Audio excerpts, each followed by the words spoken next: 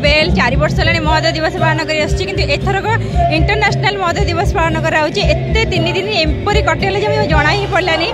प्रथम थर बीच भितर 30 प्रकार स्पोर्ट्स एवं ता सहित स्टेज रे विभिन्न छोट पिला आरंभ कर दिव्यांग मान समस्त को एते सुंदर कार्यक्रम होता जहाँकि मैं लोक देखा बहुत खुशी भी लगुला। आउ चाहिए द बेल जपर कम कर आग को आहरी भल कम करूँ। महोदय दिवस डिसेम्बर 12 तारिख स्मरण करके प्रत्येक वर्ष यहपरी पालन कर बर्तमान आम नाइट शो चलती नाइट राति सब पिला बहुत झुमी जाती विभिन्न प्रकार दर्शक बस बहुत खुशी लगुच।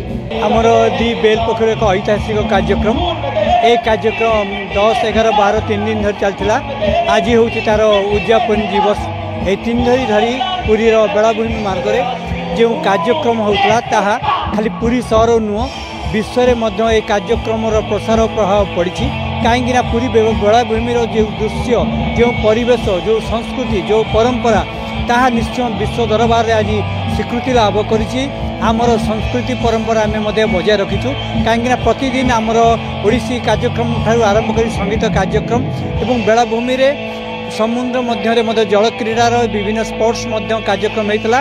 ये कार्यक्रम में भारतर विभिन्न राज्य बहु जल क्रीड़ा प्रेमी माने जोगदे बेले श्रीलंका जोगदेला एवं ये कार्यक्रम बेल तार जो कार्यक्रम हाथ को नहीं एक ऐतिहासिक कार्यक्रम 4 वर्ष धरी बेलर एक कार्यक्रम जारी होता।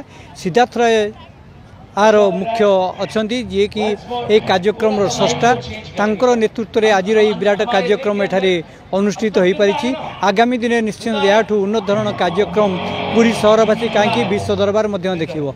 आज कौन कौन रही प्राइज आज आम देखिलु आमर ए कार्यक्रम रे आमर श्रीलंका एवं वेस्ट बेंगल उनको चैंपियन ट्रॉफी प्रदान कराइला। एथि सहित विभिन्न क्षेत्र में कृतित्व अर्जन कर सहयोगी मानक दि बेल पक्षर संबर्धित कराइला।